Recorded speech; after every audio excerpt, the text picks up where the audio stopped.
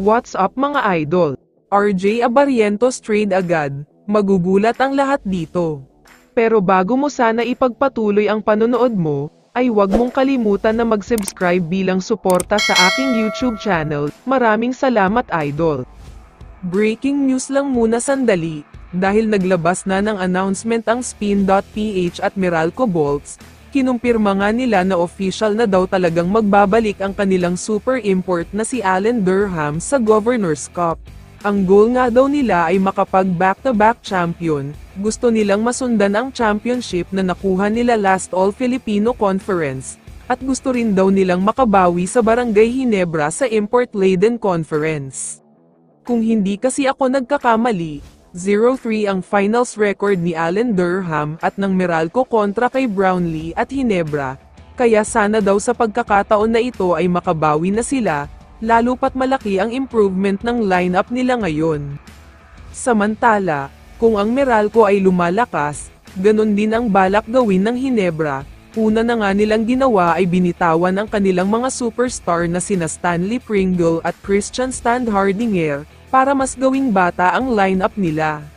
Pero kung akala nyo ay natatapos na dyan, may paparating na mas mabigat na trade, dahil ayon sa multiple sources ay plano daw bitawan ni Coach Tim ang kanyang third overall pick na si RJ Abarientos, para kumuha ng magaling. Ang sinasabing magiging kapalit nga daw niya ay ang napakagaling at superstar ng Terra Firma Jeep na si Wami Chongson, dahil gusto daw nilang magkaroon na sila agad ng magaling na tandem. Former teammate sila ng bagong Ginebra player na si Stephen Holt.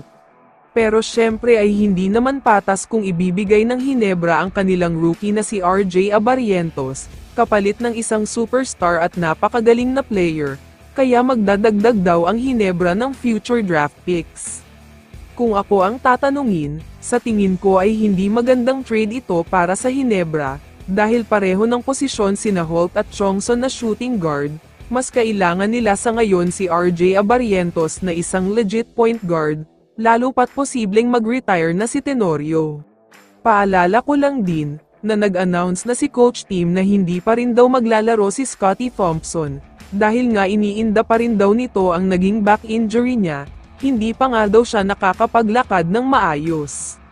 Medyo magulo ngayon ang lineup ng Ginebra dahil maraming bago, wala rin yung usual na center nila na malakas talaga sa ilalim, mukhang malaking adjustment ang mangyayari dito, kaya tignan natin kung ano ang maipapakita nila sa paparating na season. Kaya naman kung ikaw ang tatanungin idol, dapat bang kunin ng Ginebra si Wami Chongson? I-comment mo naman ang sagot mo sa tanong na ito. So dito na nagtatapos ang video na ito. Maraming salamat sa pagsuporta at panonood mga idol. Ingat at bye-bye.